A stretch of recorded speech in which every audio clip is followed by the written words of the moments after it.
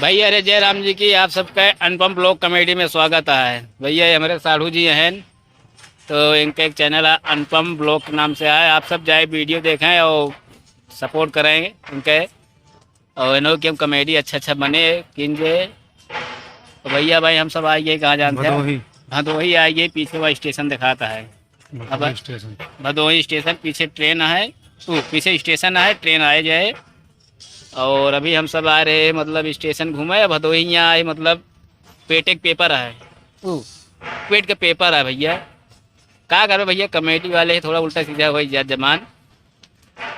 हाँ हो ऊपर टोपी लगा एकदम धड़का है, एकदम बकायदे हो भारत। दुकान हाँ, क्या करें। तो ऐसे ऐसे भैया यहाँ नमूना कुछ देखा को मिल जाएंगे, वाह कौन नहीं देखा ये नहीं खड़ा। हाँ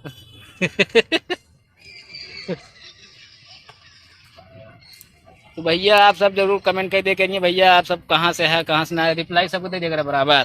ठीक है, ठीक। साढ़ू बार देखा था मेरे मुड़े बार हो जाएगी, आपसे बड़ा है नहीं अगला हो गया है। तो बड़ा है तो चला ठीक है भैया, वीडियो एडिट करते हैं, बाय।